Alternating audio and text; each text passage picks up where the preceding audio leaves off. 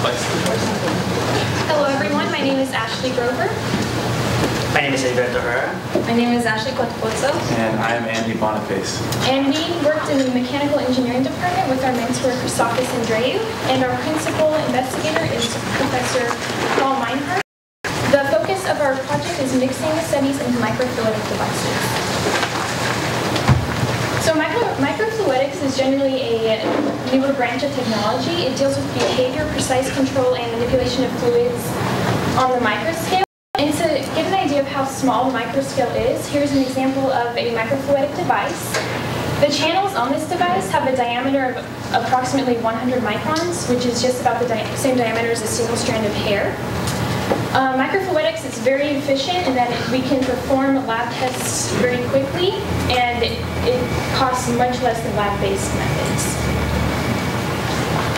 So microfluidic devices allow scientists to very precisely and accurately study and analyze what is happening with particles on the nanoscale level. This is a device that our mentor he built it and developed it, and this device will allow him to analyze what's going on past the junction point, and there will be diffusion going on further through here, but he'll be analyzing the detection of drugs, and he'll be able to look at these particles in the microfluidic device to see what is going on. And this is a closer, up-close picture of the chemicals, or the fluids will be mixing as they go further through the device. And as he controls the flow, he will be able to control when the chemical reaction occurs, and that will let him see all of these particles mixing. So beginning the project, our goals were to build a microfluidic device, and we wanted to operate it and with constant pressure flow. With the constant pressure flow going, we wanted to put fluorescent dye in it, and we could see what is happening on the nanoscale level. We will be doing this, we did this with microscopy techniques, and we were looking through the microscope, taking pictures, and we can analyze those, look at those, and see what is going on with the laminar flow conditions and the droplet conditions. So this is the geometry of what our device actually looks like. As you can see, there's 4 inlets on the left side, and there's 1 outlet reservoir on the outside. The fluids come in on the inlets, and the pressure pump is placed on the outlet. The pressure pulls all of the liquids, and they combine in this one junction. To build a microfluidic device, we start with a prefabricated PDMS mold, and we apply a UV curable polymer that cures for 7 minutes in the cures for 7 minutes. Curing meaning it dries from a liquid to a stiff solid plastic. After that, we carefully peel the PDMS mold off, and then we have the we have the device with the structures in it. We then repeat the process with the polydimethyl siloxane mold, but this time it's flat, and it's only this is to create a lid that will go on the top part of the other mold. This one cures for 4 minutes. This time to make it to make it hard enough so that it creates the lid, but not too hard so it can still stick to the rest of it.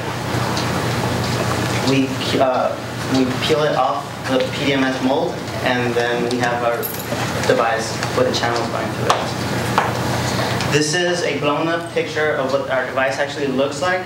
And here you can see how the 2 glass slides sandwich the 2 plastic slides in between it, one with the actual channels flowing through it. So fluorescent dye and water are injected into the device through the inlets. A vacuum pump is connected to the outlet and pulls the fluids through the device. And the fluids, they're moving at such a high velocity, and the particles are so small that this causes, this allows for laminar flow. And in the laminar flow, the fluids flow in smooth lines parallel to each other, and no mixing occurs. But as we can see in this magnified view of the channel, we can easily distinguish the different fluids that went through the channel. The three white flows are the fluorescent dye, and the two darker ones are the water. So there will be some circumstances where a slow type of mixing will be preferred. In this case, our microfluidic device can utilize slow mixing by something called diffusion. Diffusion is the movement of particles from an area of high concentration to an area of low concentration. And to get a picture for what diffusion looks like, imagine dropping a few drops of milk like in a cup of coffee. You'll see that it starts to disperse, and that's what diffusion looks like. So in this case, we'll have a vacuum pump on the outlet pulling all of these fluids in together, and they will all come in contact at this end over here, and then they'll all run over here. Now, when you have the different fluids running through, you'll have the laminar flow appear, but the laminar flow will eventually start to diffuse, as all laminar flows do. Depending on the speed of the velocity of the particles will determine how fast they diffuse. So the lower the velocity, the faster they diffuse, and the higher the velocity, the slower they diffuse. And this allows us to have complete control over how fast or how slow we want our particles to mix. So you can also by measuring the distance that the molecules travel and the time that it takes to do so, you can use Einstein-Stokes equation and Fick's law of diffusion to calculate the approximate size of the molecule used, in this case rhodamine, which is a fluorescent dye particle that we used. We calculated it to be about 20 nanometers, but in reality it's actually 1 nanometer. This difference is due to the magnitude of the scale. Since these measurements are so small, any minor mistake can cause this difference. So we can also have fast mixing with droplets. And what we did here in this experiment is we added cyclohexane in these two channels, which is a type of oil. We added fluorescent dye here, fluorescent particles here, and water. So when we add the vacuum pump and pull all of these liquids together so that they come into contact and start flowing, we get these droplets over here. Now, because oil and water do not mix, the oil runs on the edges of the channel, while the water will only want to run in the center. And because the water will only want to cling on itself because it doesn't want to mix with the oil, they will form spheres that resemble droplets. In these droplets, you can see that half of it is really bright and the other half of it is really dim. The bright one is the fluorescent dye, and then the dim one is the fluorescent particles. The dye emits its own light, the particles do not. And you'll see that in the beginning, they're clearly separated. But once they run over here, by this end, you'll see that they become a little more mixed. And this is how we do fast mixing by the droplet process. So throughout the whole project, we were able to build a microfluidic device. We were able to run experiments and test experiments and see how the flow works throughout the microfluidic device. We